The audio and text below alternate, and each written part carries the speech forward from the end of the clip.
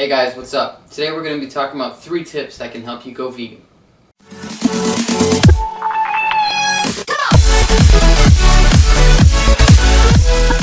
So when I started, it was a difficult kind of time to adapt. I had a difficult time is what I'm trying to say.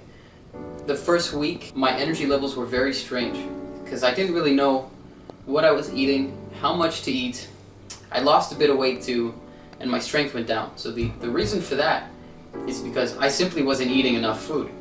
I used to eat a lot of meat, eggs, lactose-free milk since I'm lactose intolerant, and that helped me maintain a really high a caloric surplus. So after I transitioned to veganism, everything changed. You know, I couldn't eat eggs anymore, or I wouldn't eat eggs anymore, I wouldn't eat meat anymore, and no dairy. So I'm trying to help you guys to not get into that same position that I was in. So tip number 1. So my first tip would be find amazing recipes. A lot of people say that vegan food, because it's pretty much plant-based, tastes bad, or doesn't taste good, or has no flavor. And I just simply do not agree with that, because if you take, let's say you take chicken and then you cook it, it's in my opinion, it doesn't taste good unless there's something on it. So if you take a chicken and you cook it with nothing on it, it doesn't really taste good. The chicken breast was really weird. The only thing I could eat was the fatty portion, which was the leg, right? So you need something on that to make it taste good. This is my opinion. If you don't agree with it, then, you know, sorry. So what you do is you find amazing recipes that you like, or foods that substitute what, like eggs, milk, things like that. So you can have things like almond milk, cashew milk, or soy milk, things like that. And they're honestly really good, and you can find like chocolate milk with that, vanilla, or just original or unsweetened, and they're really good. I eat cereal almost every morning, and I have Vector with almond milk, so it's fantastic. Another reason for you to get recipes is so that you don't get really bored of eating the same thing, that you can actually take your time to cook new things. So you can find certain recipes to make your favorites, whatever. And if they originally had milk or eggs in it, you can substitute that with something else, you know, almond milk or flax seeds and things like that. And I truly believe that the taste is really depending on the spices that you put in it, or the you know, extra flavor liquid, whatever you put into it, the sauce, right?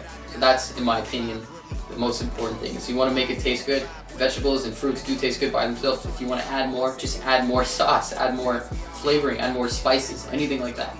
Tip number 2. So my second tip would be to do your own research. What I mean by that is, are you getting enough nutrients? Are you eating the same thing and lacking in a nutrient? So let's say you're lacking vitamin C.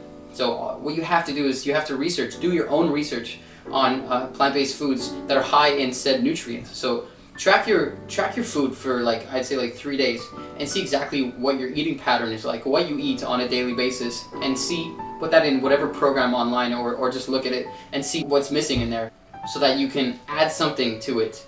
Eating more food has never been, you know, so easy without gaining weight. I eat as much food as I want every single day. I stay lean, and I'm building muscle slowly. So there's nothing wrong with being plant-based. Once you start missing nutrients though, things get a little weird. You can start acting different. You know, you can be like really tired all the time, or you can be really faint. If you get up too quickly, you can feel, you know, like you're gonna pass out. So this could be the effects of missing some nutrients in your diet. So you have to make sure that when you're eating things like beans, that you put a little bit of citrus or vitamin C in it, so that you actually absorb the iron. Because I really hate when people say that meat iron, so pretty much heme iron, is better than non-heme iron, which is plant-based. Heme as in hemoglobin, as in blood, as in, comes from flesh. So iron that comes from plants are different. It is different than iron that comes from meat. So all this to say is, do your own research, buy books, get some recipe books like before, and get some studies, some books like the China study is really important. Tip number 3. My third tip is, if you want to stay vegan, or if you even want to go vegan, make sure that it's you that wants to go vegan. I don't know any vegan or plant-based eater that has went plant-based or vegan and then said, I don't want to do this anymore. And the people who do that, as I've seen on the internet, on YouTube, is people who've done it because their girlfriend or wife or boyfriend or husband has asked them to, and then they just break. If you don't want to do it, then don't do it. You're not going to commit to it. You're going to have those cheat days. You're going to become a chegan, which is not a vegan at all. So honestly, my third tip is just do it for yourself. And I don't mean like, oh, I only care about myself, or forget the animals. Make sure that when you do it, like, you can start off doing it for health reasons, right? To be healthier and to perform better as an athlete. But then you'll slowly see that what you're doing, it makes you feel better because it's a cruelty-free diet.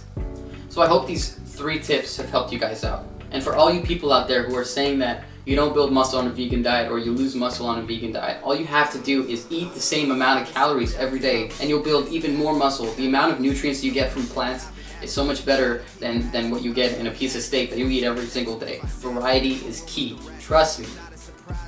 Alright guys, see you later.